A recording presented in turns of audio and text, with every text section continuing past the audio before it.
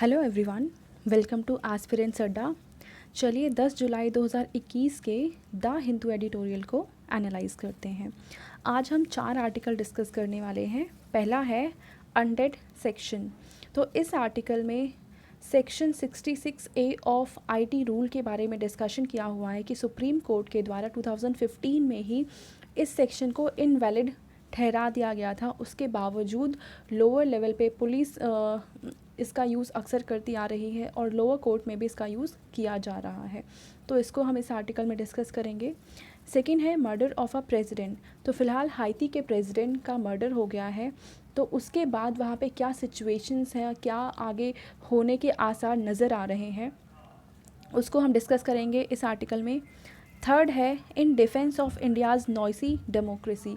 तो यहाँ पे इस आर्टिकल में राइटर जो अक्सर कंपैरिजन किया जाता है इंडिया और चाइना के बीच में, तो बता रहे हैं ये राइटर कि ये कंपैरिजन कितना ख़तरनाक है, कितना डेंजरस है, और डेमोक्रेसी वर्सेस अथॉरिटेरियन गवर्नमेंट का जो कंपैरिजन है वो इस आर्टिकल में किया गया है। तो इसको हम डिटेल में डिस्कस करेंगे। एंड फोर्थ आर्टिकल है the bar on criticism that mussels the advocate. तो फिलहाल बार काउंसिल ऑफ इंडिया के द्वारा एक अमेंडमेंट प्रपोज किया गया है, तो उसके बारे में राइटर अपनी राय यहाँ पर रख रहे हैं। तो इसको हम डिस्कस करेंगे इस आर्टिकल में। तो चलिए शुरू करते हैं हमारे पहले आर्टिकल से, जो कि है अनडेड सेक्शन। तो फ़िलहाल देखो, पिछले 2 सालों में 2 बार सुप्रीम कोर्ट को ये इन्फॉर्म किया जा चुका है कि वो सेक्शन जो कि 2015 में ही इनवैलिड ठहरा दिया गया था, जिसको स्ट्रक डाउन कर दिया गया था सुप्रीम कोर्ट के द्वारा, उसको आज भी यूज़ किया जा रहा है पुलिस के द्वारा और लोअर कोर्ट के द्वारा।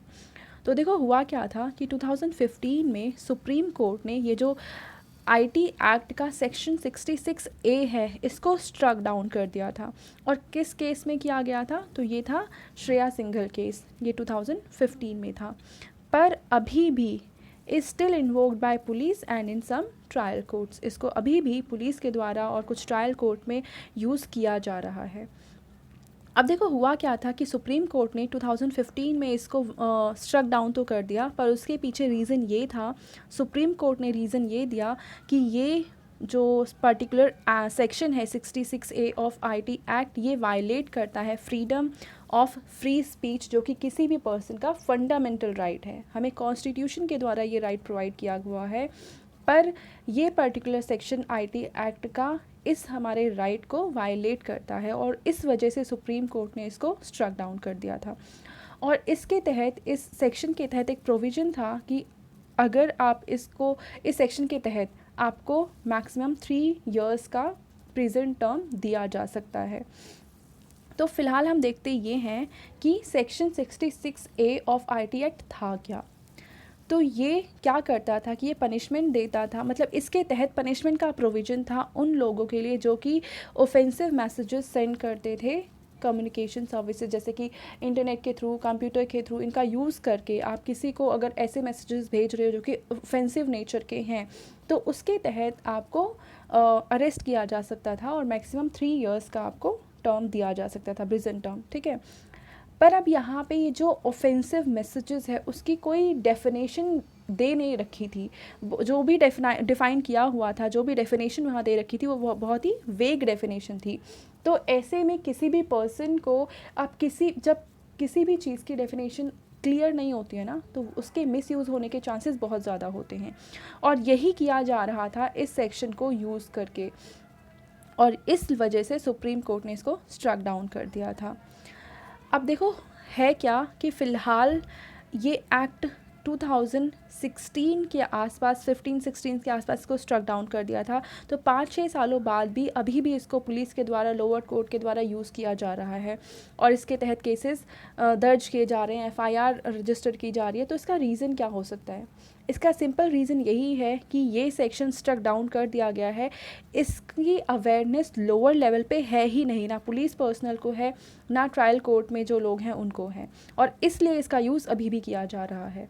तो इसमें हम क्या कर सकते हैं, यानी ये जो अभी फ्लॉ आ रहा है, इसको दूर करने के लिए हम ये कर सकते हैं कि लोअर लेवल पे अवेयरनेस को फैलाया जाए। ठीक है, एक तो है कि lack of this is lack. तो लैक ऑफ अवेयरनेस है जो कि रीज़न बन रहा है इन केसेस का। और दूसरा है कुछ सेक्शंस, कुछ जगह ऐसी भी हैं जहाँ पे इन सेक्शन को डेलिब्रेटली यूज़ किया जा रहा है लोगों को फ्रेम करने के लिए, ठीक है। यानी कुछ जगह तो अवेयरनेस का अभाव है, इस वजह से यूज़ किया जा रहा है, और कुछ ऐसी भी जगह हैं जहाँ पे इसको डेलिब्रेटली यूज़ किया जा रहा है। तो अब इसको दूर करने का एक सिंपल एक तरीका ये है कि यहाँ पे लैक ऑफ अवेयरनेस अगर प्रॉब्लम है तो हम अवेयरनेस को फैलाएं। तो जो पुलिस के चीफ़ हैं या डायरेक्टरेट्स हैं वो क्या कर सकते हैं, लोअर लेवल तक इस इंफॉर्मेशन को फैलाएं, अवेयरनेस क्रिएट करें, जिससे कि इस लॉ का, इस सेक्शन का मिसयूज़ ना किया जाए। I'm sorry for the disturbance and noises. Actually, my house is next to main road, and I try to pause the recording as soon as I hear any noise or disturbance. But unfortunately, some of the noises get, recorded in this video. So really sorry for that. So let's continue this discussion. तो अब हम देखते हैं हमारा second article जो कि है murder of a president. तो फ़िलहाल देखो, जो हाइती के प्रेसिडेंट थे जिनका नाम है जोवनल मॉइस, इनकी हत्या कर दी गई, इनका मर्डर कर दिया गया है। और फ़िलहाल अगर हम हाइती की सिचुएशन देखें तो वहाँ पे पॉलिटिकल एंड इकोनॉमिक क्राइसिस तो ऑलरेडी है। एक्चुअली इनका जो इलेक्शन है वो 2016 में इनको इलेक्ट किया गया था, पर किसी वजह से वहाँ पे प्रॉब्लम्स आई और इन्होंने प्रेसिडेंटशिप इन 2017 में उस कुर्सी पर ये बैठे, यानी इन्हें प्रेसिडेंट का दर्जा 2017 में मिला। और इस वजह से वहाँ पे प्रॉब्लम है कि वहाँ पे हर 5 साल में इलेक्शंस होते हैं। अब इसके अकॉर्डिंग इलेक्शन 2021 में होने चाहिए थे, पर क्योंकि इन्हें लगता है कि इन्होंने अपनी कुर्सी को 2017 में लिया, तो इसके अकॉर्डिंग इनका मानना है कि नेक्स्ट इलेक्शन 2022 में होने चाहिए। और ये वहाँ पे मेन प्रॉब्लम थी कि कुछ लोग कह रहे हैं कि 21 में इलेक्शन होने चाहिए, जबकि प्रेसिडेंट चाहते हैं वहाँ पे 22 में इलेक्शन हो। तो अब हुआ क्या कि अभी फ़िलहाल मर्डर के बाद वहाँ पे जो पुलिस का कहना ये है कि जो फॉरेन मर्सिनरीज़ थी उनके द्वारा इनका मर्डर किया गया है। अब फ़िलहाल की वहाँ पे जो सिचुएशन है इनकी डेथ के बाद, वहाँ पे कौन प्रेसिडेंट बनेगा, तो वहाँ पे जो पार्लियामेंट है, वहाँ का जो कॉन्स्टिट्यूशन है उसके अकॉर्डिंग ये प्रोविज़न है कि जो भी सुप्रीम कोर्ट का प्रेसिडेंट होगा वो प्रेसिडेंट बन जाएगा। पर फ़िलहाल की सिचुएशन ये है कि वहाँ के जो सुप्रीम कोर्ट है उनके प्रेसिडेंट की भी कोविड-19 की वजह से पिछले मंथ ही डेथ हो चुकी है, तो अब ये तो प्रेसिडेंट बन नहीं सकती हैं, ठीक है। इसके अलावा जो ऑपोजिशन है, क्योंकि इनके अकॉर्डिंग 2021 में इलेक्शन होने चाहिए थे जबकि प्रेसिडेंट तो करा नहीं रहे थे, तो जो ऑपोजिशन है उसने एक पैरेलल गवर्नमेंट स्टैब्लिश कर ली थी।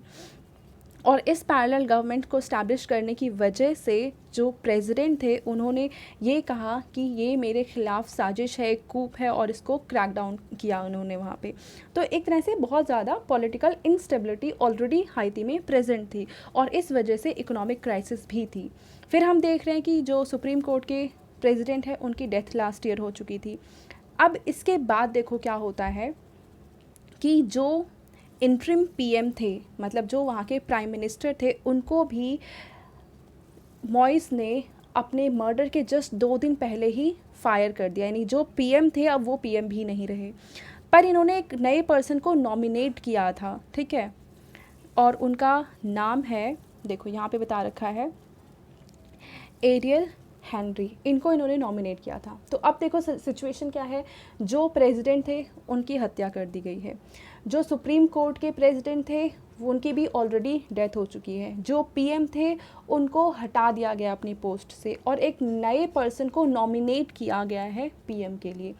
अब जब यहाँ पे प्रेसिडेंट की डेथ हो गई है तो इसके बाद इन दोनों के बीच में कहीं ना कहीं क्लैश होने के चांसेस हैं, ठीक है। अब कौन से पर्सन है जिनके बीच में क्लैश होंगे, एक तो वो जिनको हटा दिया गया है प्रेसिडेंटशिप से, जो कि है पीएम की पोस्ट से जिन्हें हटा दिया गया है, जो कि है मिस्टर जोसेफ, और वो पर्सन जिसको नॉमिनेट किया गया है पीएम की पोस्ट पे, जो कि है एरियल हेनरी। तो अब इन दोनों के बीच में क्लैशेस होने के वहाँ पे बहुत ज़्यादा चांसेस हैं, क्योंकि पीएम को वहाँ से हटा तो दिया गया था, मतलब मॉइस के द्वारा उन्हें हटा दिया गया था, फायर कर दिया गया था, पर फिर भी उन्होंने गवर्नमेंट पे अपना कंट्रोल बनाने की कोशिश करी और अपने गवर्नमेंट को कंसोलिडेट करने की इन्होंने पूरी कोशिश करी। अब देखो, क्योंकि 2021 में इलेक्शन नहीं हुए तो वहाँ पे कोई लेजिस्लेचर भी नहीं है, मतलब वहाँ पे कोई काउंसिल ऑफ मिनिस्टर टाइप की कोई चीज़ नहीं है। तो अब देखो, अगर इंडिया की कोई सिचुएशन मान लो कि जहाँ पे प्रेसिडेंट की डेथ हो जाती है, पीएम की पोस्ट दो लोगों के बीच में लड़ी जा रही है, सुप्रीम कोर्ट का कोई हेड है नहीं, और जो एमपीज़ वगैरह हैं वो भी कोई नहीं है, मतलब कि जो काउंसिल ऑफ मिनिस्टर्स वगैरह होते हैं उनमें से भी कोई नहीं है। तो ऐसी सिचुएशन में किसी भी कंट्री को चलाने के लिए यानी एडमिनिस्ट्रेशन की पोस्ट पे कोई बचा ही नहीं है। तो अब इस सिचुएशन में जहाँ पे हम देख रहे हैं कि इन दो लोगों के बीच में कुछ ना कुछ प्रॉब्लम्स हो सकती हैं और आपस में ये जो भी सिचुएशन है वो एक दूसरी पॉलिटिकल क्राइसिस वहाँ पे पैदा कर सकती हैं। फ़िलहाल देखा जाए, जब प्रेसिडेंट थे तभी भी वहाँ पे political crisis and economic crisis तो प्रेवलेंट थी ही, पर अब की सिचुएशन में ये क्राइसिस कहीं ज़्यादा बढ़ जाएगी, एग्रावेट हो जाएगी। तो ऐसे में राइटर यहाँ पे सजेस्ट कर रहे हैं कि क्योंकि यहाँ के प्रेसिडेंट के डेथ में ये माना जा रहा है कि फ़ॉरेन हाथ है, तो हाइती को भी इंटरनेशनल हेल्प लेनी चाहिए और इन्वेस्टिगेशन करानी चाहिए कि वहाँ पे जो भी मर्डर हुआ है वो किसके द्वारा कराया गया है और उसके पीछे मास्टरमाइंड कौन है। और यहाँ पे वे फॉरवर्ड क्या हो सकता है कि सभी लीडर्स जो भी यहाँ पे हैं फ़िलहाल, चाहे वो मिस्टर हेनरी हैं या फिर मिस्टर जोसेफ हैं या फिर और भी वहाँ पे जो भी होंगे, सारे मिलकर साथ में आएँ और यहाँ पे इलेक्शन करवाएं और जो भी यहाँ पे प्रेसिडेंशियल इलेक्शंस हैं उसको कराया जाए एक तरीके से, वहाँ पे इलेक्शंस हों और सभी जो लीडर्स हैं वो मिलकर काम करें। क्योंकि अगर ये मिलकर काम नहीं करते हैं और हर कोई ये चाहे कि मुझे पावर में आना चाहिए या मुझे पावर में आना चाहिए, तो इस वजह से जो पॉलिटिकल क्राइसिस है वो और ज़्यादा बढ़ती ही जाएगी और इससे किसी को कोई फ़ायदा नहीं होगा। तो बेटर है कि ये साथ में आए मिलकर और फिर वहाँ पे जो एडमिनिस्ट्रेशन है उसको स्ट्रेंथन करने की कोशिश की जानी चाहिए सभी के द्वारा। तो ये था इस आर्टिकल में जो कि राइटर एक्सप्लेन कर रहे थे। अब हम देखते हैं हमारा थर्ड आर्टिकल जो कि है in defence of India's noisy democracy. अब देखो, यहाँ पे जो राइटर कह रहे हैं, in the current moment it is important to be clear why comparisons with China are not only specious but also dangerous. तो फ़िलहाल अगर हम इंडिया और चाइना को आपस में कंपेयर करते हैं तो ये सही नहीं है और ये डेंजरस भी है। अब कैसे है, क्यों है, हम वो देखते हैं। अब देखो, यहाँ पे राइटर जो एक्सप्लेन कर रहे हैं कि अगर हम चाइना की बात करें तो चाइना जब से इंडिपेंडेंस उसको मिली है 1948 के बाद से ही चाइना बहुत तेज़ी से ग्रो हुआ है। अगर वहाँ की इकॉनमी देखें तो बहुत अच्छी हालत में आ गई है बहुत कम समय में, और आज ये पोजीशन है चाइना की कि वो अमेरिका को टक्कर दे रहा है।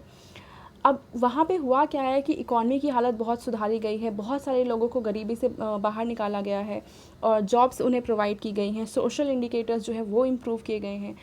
अगर इसको हम इंडिया से कंपेयर करें तो इंडिया 1990s के बाद जब यहाँ पे इकोनॉमिक रिफॉर्म्स हुए हैं उसके बाद से इंडिया का ग्रोथ अच्छा रहा है, पर चाइना के कंपैरिजन में ये जो ग्रोथ है वो काफ़ी ज़्यादा पीछे रह गई है। यानी इंडिया चाइना को कंपटीशन नहीं दे सकता है अगर हम देखें इन मैटर्स में। तो इंडिया और चाइना दोनों की एक अपनी ग्रोथ जर्नी रही है, पर चाइना इस ग्रोथ में कहीं ज़्यादा आगे निकल चुका है इंडिया से। तो ऐसे में यहाँ पे जीन ड्रेस है और अमर्त्य सेन है, इन दोनों ने ये पॉइंट आउट किया है कि India has actually fallen behind Bangladesh and Pakistan. यानी कुछ सालों में ऐसा सीन हो चुका है कि इंडिया चाइना से तो छोड़ो, पाकिस्तान और बांग्लादेश से भी पीछे छूट चुका है। अब इंडिया में ऐसी क्या प्रॉब्लम्स हैं कि वो चाइना को तो कंपटीशन देने की बात हम छोड़ ही दें, वो पाकिस्तान और बांग्लादेश से भी पीछे होता जा रहा है। तो ऐसा क्या रीज़न है यहाँ पे, ऐसी क्या प्रॉब्लम है इंडिया में जो इस तरह का सिनेरियो पैदा हो रहा है? तो इसका रीज़न बहुत सारे लोग ठहराते हैं डेमोक्रेसी को। ये माना जाता है कि डेमोक्रेसी मतलब नॉइज़, जहाँ पे हर कोई अपनी बात कह रहा है पर इसका कोई फ्रूटफुल रिज़ल्ट नहीं आता है। आपको कोई भी रिफ़ॉर्म लाने हैं, कोई प्रोविज़न इम्पोज़ करना है, तो उसमें हर कोई अपनी अपनी बातें करता है, पर उस इतनी सारी नॉइज़ेस के चक्कर में वो जो रिफ़ॉर्म है वो डिले होता जाता है, बहुत ज़्यादा टाइम ले लेता है और इस वजह से कोई भी फ्रूटफुल रिज़ल्ट पे हम पहुंचते नहीं हैं और कोई काम टाइमली नहीं हो पाता है। अब देखो, यहाँ पे राइटर का कहना ये है कि यहाँ पे जो माना जा रहा है लोगों के द्वारा कि बहुत सारी नॉइस है, लोगों की आवाज़ नहीं सुनी जा रही है, तो कुछ लोगों का ऐसा मानना हो सकता है। What is needed are firmer and more independent forms of decision making that are insulated from this cacophony. तो जिन लोगों का ये मानना है कि डेमोक्रेसी एक नॉइस है, उनका ये मानना है कि सिस्टम में एक ऐसा, मतलब डेमोक्रेसी की जगह एक ऐसा सिस्टम होना चाहिए जहाँ पे डिसीजन ज़्यादा जल्दी से लिए जा सके, और कोई भी रिफॉर्म करना है, कोई प्रोविज़न लाना है, तो वो बहुत ज़्यादा टाइमली फर्मली लिए जा सके, वहाँ पे आवाज़ के चक्कर में ये गुम ना हो जाए। पर देखो, but in the current moment it is specially important to be clear why comparison with China are not only specious but very dangerous. तो यहाँ पे जो इस आर्टिकल के राइटर हैं वो कहते हैं कि अक्सर जो डेमोक्रेसी को अंडरमाइन किया जाता है वो गलत है, और जो हम कंपैरिजन करते हैं इंडिया की चाइना के साथ, वो भी गलत है और इंडिया के लिए डेंजरस ही है। जो ये क्लेम किया जाता है कि डेमोक्रेसी जो है वो अच्छा नहीं है, और किसी भी कंट्री में जो लेस डेमोक्रेसी है वो ज़्यादा अच्छा है, और डेवलपमेंट के लिए डेमोक्रेसी को कम करना ज़रूरी है, ये ऐसा बहुत से फैक्शन के द्वारा माना जाता है। और आपने अगर 9th क्लास की पॉलिटिकल साइंस की बुक पढ़ी है, तो वहाँ पे भी एक चैप्टर है जहाँ पे डेमोक्रेसी को अथॉरिटेरियन जो गवर्नमेंट होती है उनके साथ कंपैरिजन किया गया है, और क्या दोनों में कमियाँ हैं और क्या पॉजिटिविटी हैं, वो वहाँ पे एक्सप्लेन किया हुआ है। अगर आपने वो पढ़ रखा है तो आपको ये आर्टिकल बहुत अच्छे से समझ में आएगा। तो यहाँ पे राइटर कहते हैं कि डेमोक्रेसी एथिकली बहुत ज़्यादा सही है, क्योंकि यहाँ पे हर किसी की आवाज़ को सुना जाता है, चाहे कोई मेजॉरिटेरियन कम्युनिटी है या माइनर है, मतलब माइनॉरिटी कम्युनिटी है, सबको अच्छे से सुना जाता है, सबकी आवाज़ों को सुना जाता है, किसी को दबाया नहीं जाता है। Democratic regimes have on balance perform better than non democratic regimes. तो जो भी ऐसी कंट्रीज़ है जहाँ पे डेमोक्रेसी नहीं है, उसके कंपैरिजन में अगर हम वो कंट्रीज़ देखें जहाँ पे डेमोक्रेसी है, तो परफॉर्मेंस बहुत अच्छा रहा है डेमोक्रेटिक कंट्रीज़ का। अब ये परफॉर्मेंस हम सिर्फ इकोनॉमिक सेक्टर में नहीं देखेंगे, हम हर एक सेक्टर में देखेंगे, चाहे वो पॉलिटिक्स है, इकोनॉमिक्स है, सोशल है, ह्यूमैनिटेरियन सिचुएशंस है, हर एस्पेक्ट में देखें तो ओवरऑल डेमोक्रेसी जहाँ पे है वहाँ पे सिचुएशन ज़्यादा बेटर है। अगर हम चलो एक कंपैरिजन कर लें अथॉरिटेरियन गवर्नमेंट में और डेमोक्रेटिक गवर्नमेंट में, तो यहाँ पे एग्जांपल दे रखा है अफ्रीका का और वेस्ट एशिया का, और वहाँ इन दोनों जगह पे डेमोक्रेसी बहुत ही कम है और अथॉरिटेरियन गवर्नमेंट ज़्यादा है। पर वहाँ की सिचुएशन हम देख ही रहे हैं कि अफ्रीका, वहाँ पे रिसोर्सेज बहुत ज़्यादा होने के बावजूद लेस डेवलप्ड कंट्रीज़ हैं ज़्यादातर अफ्रीका में, यानी वहाँ पे इकोनॉमिक प्रॉस्पेक्ट काफ़ी ज़्यादा अच्छा नहीं है। सेम ऐसे अगर हम वेस्टर्न एशियन कंट्रीज़ की बात करें, तो वहाँ पे भी रिसोर्सेज बहुत ज़्यादा अच्छे हैं, ऑयल है, पर वहाँ पे भी अगर हम देखें स्टेबिलिटी नहीं होती है, और वेस्टर्न जो कंट्रीज़ हैं वो हम देख रहे हैं, वेस्टर्न एशियन कंट्रीज़, वहाँ पे स्टेबिलिटी की अक्सर प्रॉब्लम होती है, वहाँ पे हम देख रहे हैं कितना वायलेंस और कितनी चीज़ें होती हैं।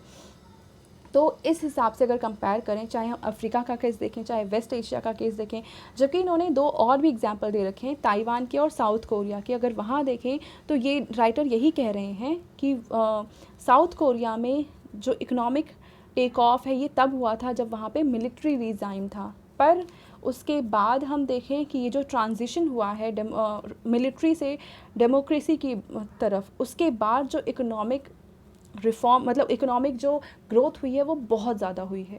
तो इस तरीके से अगर हम एक्चुअल वर्ल्ड लाइफ के भी हम एग्जांपल्स लें, तो हम यही देख रहे हैं कि जिन कंट्रीज़ में डेमोक्रेसी है वहाँ पे ग्रोथ ज़्यादा अच्छी तरीके से हुई है।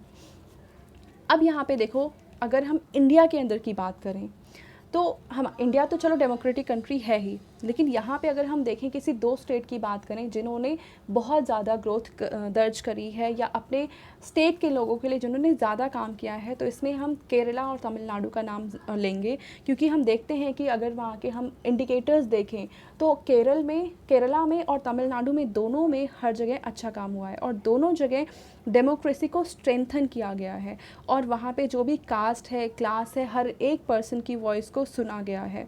और उसके बावजूद हम कहेंगे Kerala and Tamil Nadu have done more to improve the lives of their citizens across caste and classes than any other states in India.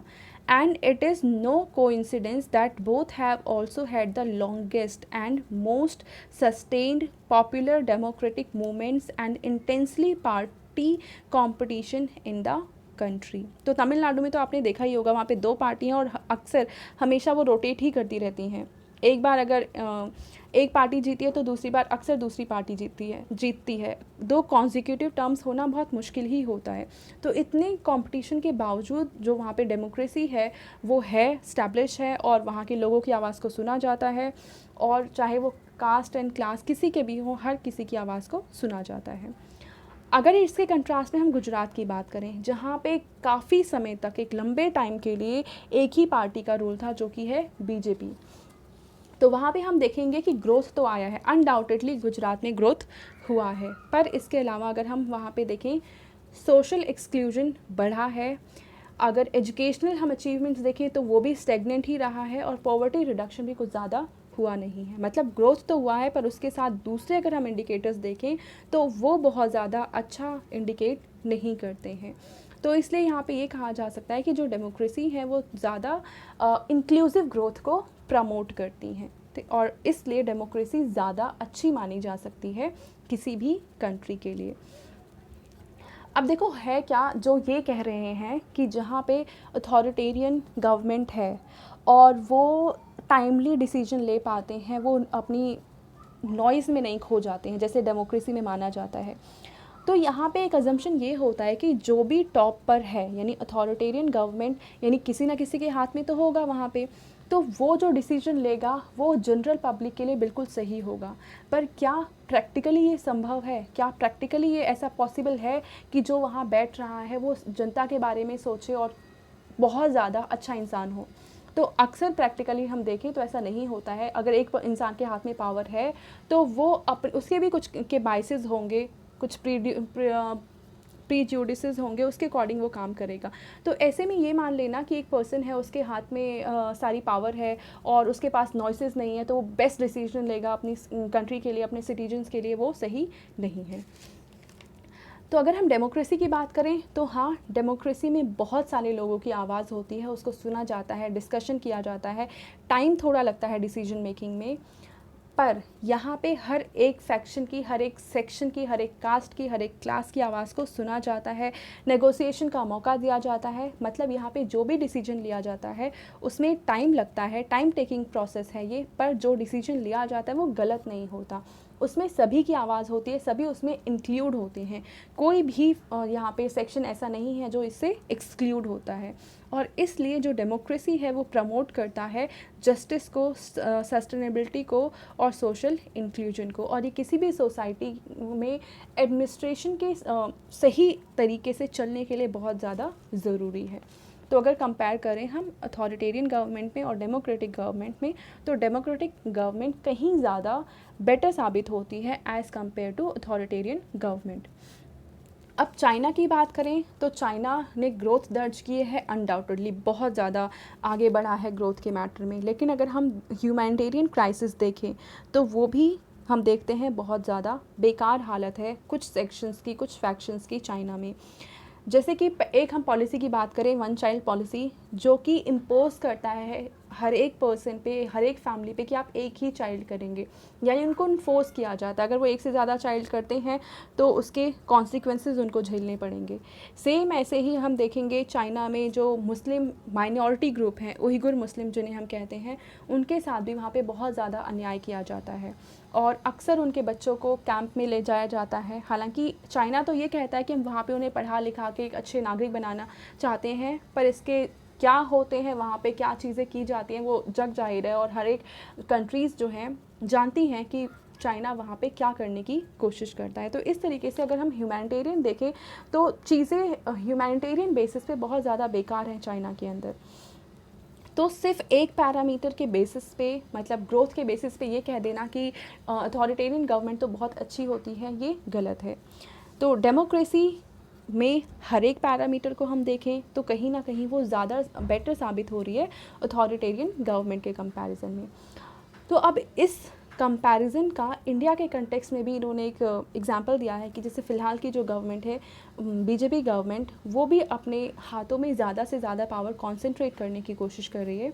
देखो राइटर यहाँ पे ये कह रहे हैं, the government has not only shout to centralize, insulate and personalize decision making, but has also aggressively undermined the independence of democratic institutions and silenced and imprisoned opposition voices, all in the name of nationalism and promoting development. तो अक्सर चाहे वो GST लाया गया, चाहे हम demonetisation देख सकते हैं कि जब डीमोनेटाइजेशन हुआ था और बहुत से लोगों ने इसके अगेंस्ट आवाज़ उठाई थी, तो ये कहकर उन्हें चुप कराया गया कि अगर आपको डेवलपमेंट देखना है कंट्री में तो कुछ तो सहना ही पड़ेगा। और सेम ऐसे ही कुछ पॉलिसी है जो बनाई जाती है हमारी गवर्नमेंट के द्वारा, और अगर उसका अपोज़ किया जाता है, उसके अपोज़ में कुछ वॉइसेस उठती हैं, तो उसको भी साइलेंस कर दिया जाता है, ये कहकर कि ये तो एंटी नेशनल प्रोपेगेंडा है। तो इस तरीके से चीज़ें किया जाना, यानी अपने ही हाथों में सारी पावर को कंसोलिडेट कर लेना और सेंट्रलाइज वे में अपनी पावर को, मतलब अपने कामों को करना, जबकि आप डेमोक्रेसी का हिस्सा हैं, तो ये गलत है। और किसी भी कंट्री के लिए, और एक डेमोक्रेटिक कंट्री के लिए तो स्पेशली ये बहुत ज़्यादा खतरा है। अगर हम सोशल फ्रंट की बात करें तो बीजेपी का माना जाता है कि वो हिंदुत्व को बढ़ावा देने वाली पार्टी है और सारे एक्शंस उनके इसी के इर्द गिर्द घूमते हैं। तो on the social front the pursuit of Hindutva a prototypical variant of authoritarian ethnic nationalism, क्योंकि यहाँ पे क्या होगा कि अगर आप हिंदुत्व को बढ़ावा देना चाह रहे हो या ऐसी पॉलिसीज़ या ऐसी कुछ भी काम कर रहे हो जिससे हिंदुत्व को बढ़ावा मिलता है, तो कहीं ना कहीं आप वहाँ पे एथनिक नेशनलिज्म को बढ़ावा दे रहे हैं, एक एथनिक जो कम्युनिटी है आप उसको बढ़ावा दे रहे हैं। तो it has shaken India's democratic norms and institutional functions and weaponised a politics of polarization and demonization that threatens to unravel the social fabric of nation। तो इस चक्कर में होगा क्या कि हमारी, जो हम अक्सर कहते हैं ना, हमारा भारत महान और अनेकता में एकता, तो उसको खतरा हम देख सकते हैं अगर हम किसी भी एक एथनिक कम्युनिटी को प्रमोट करते हैं, उसको बढ़ाते हैं और बाकी को यहाँ पे कमज़ोर करने की कोशिश करते हैं या ऐसा काम करते हैं जो कि उनके एंटी है। तो ऐसे में हमारी जो डेमोक्रेसी का फैब्रिक है वही कमज़ोर हो जाएगा और वही खतरे में आ जाएगा। तो ये देख कर कि भाई चाइना बहुत ज़्यादा ग्रोथ कर रहा है तो हम भी उसके रास्ते पे चले जाएं, वो सही नहीं है। हमें हर एक चीज़ को हर एक एस्पेक्ट से देखना होगा कि हमारे यहाँ क्या सही है, उनके यहाँ क्या सही है, हमारे यहाँ क्या गलत है, उनके यहाँ क्या गलत है। हमारे यहाँ जो सही है वो सही ही रहना चाहिए और जहाँ पे कमियाँ हैं उसको सुधारने की कोशिश करी जानी चाहिए, ना कि ब्लाइंडली किसी भी सिस्टम को हमें अपना लेना चाहिए। तो ये था सार इस पूरे आर्टिकल का जो हमने अच्छे से समझा। अब हम देखते हैं हमारा यहाँ का लास्ट आर्टिकल, जो कि आज का 4th एंड लास्ट आर्टिकल है, the bar on criticism that measures the advocate. तो अब देखो यहाँ पे कहा क्या जा रहा है कि 25 जून 2021 में एक अमेंडमेंट लाया गया जो कि बार काउंसिल ऑफ इंडिया के द्वारा लाया गया था, और the bar council of India rules which govern the professional conduct and etiquette of advocates were notified. ठीक है, बार काउंसिल ऑफ इंडिया है जहाँ पे मतलब जो मेंबरशिप होती है सारे एडवोकेट्स की, और वो डिसाइड करते हैं कि इनका क्या प्रोफेशनल कंडक्ट कैसा होना चाहिए। तो इनमें कुछ अमेंडमेंट्स किए गए हैं और ये अमेंडमेंट्स फ़िलहाल नोटिफाइड किए गए हैं। अब देखो हुआ क्या है कि राइटर यहाँ पे ये कहते हैं कि ये जो अमेंडमेंट लाए गए हैं, ये अमेंडमेंट के पीछे एक रीज़न है। क्या रीज़न है वो हम समझते हैं। तो देखो हुआ क्या, 25 मई 2020 को 22 सीनियर एडवोकेट्स ने एक ओपन लेटर लिखा सुप्रीम कोर्ट को और रिक्वेस्ट करी कि जो माइग्रेंट क्राइसिस है इस सिचुएशन में सुप्रीम कोर्ट को इंटरवीन करना चाहिए। इसके साथ ही साथ एक रिटायर्ड सुप्रीम कोर्ट के जज थे जिन्होंने एक आर्टिकल लिखा और वहाँ पे इन्होंने कोर्ट को क्रिटिसाइज़ किया, कंडेम किया कि वो इस क्राइसिस में कुछ भी नहीं कर रहे हैं और इनएक्टिव बने हुए हैं। तो साथ ही साथ यहाँ पे एक न्यूज़ पोर्टल है जो कि है लाइव लॉ, इसने भी एक आर्टिकल लिखा और इस आर्टिकल में ये कहा गया कि जो बार काउंसिल ऑफ इंडिया के चेयरमैन हैं मनन कुमार मिश्रा, MN मिश्रा, तो इनकी करीबी बीजेपी पार्टी से देखी जा सकती है और इन्होंने ना सिर्फ अपनी पर्सनल कैपेसिटी में बल्कि बार काउंसिल ऑफ इंडिया को ये रिप्रेजेंट कर रहे हैं और उस हक से भी इन्होंने बीजेपी को सपोर्ट किया है। और अपने लेटर हेड पर इन्होंने जो बीजेपी के फ़िलहाल हमारे जो पीएम हैं नरेंद्र मोदी, उनकी बहुत ज़्यादा तारीफ़ें करी हैं। तो इसको क्रिटिसाइज़ किया जा रहा है यहाँ पे राइटर के द्वारा कि आप जब इतनी बड़ी पोस्ट होल्ड करते हैं, बार काउंसिल ऑफ इंडिया के आप चेयरमैन हैं, तब आप पूरी एडवोकेट कम्युनिटी की तरफ से आप कैसे लेटर लिख सकते हैं और किसी पॉलिटिकल पार्टी को फेवर कैसे कर सकते हैं, किसी का सपोर्ट कैसे कर सकते हैं। तो जब ये सब क्रिटिसिज्म हो रहे थे तो इसके बाद ही जो ये अमेंडमेंट है वो लाया गया bar council of India rule में, और इसमें ये कहा गया कि किसी भी तरह का मतलब अगर आप किसी के अगेंस्ट बात करते हैं, चाहे वो कोर्ट है, जज है या बार काउंसिल है या फिर इनके मेंबर्स है या फिर स्टेट बार काउंसिल्स है, अगर आप इनके अगेंस्ट कुछ कहते हैं तो फिर उसके कॉन्सिक्वेंसेस कुछ यहाँ पे होंगे। और वो कॉन्सिक्वेंसेस क्या होंगे?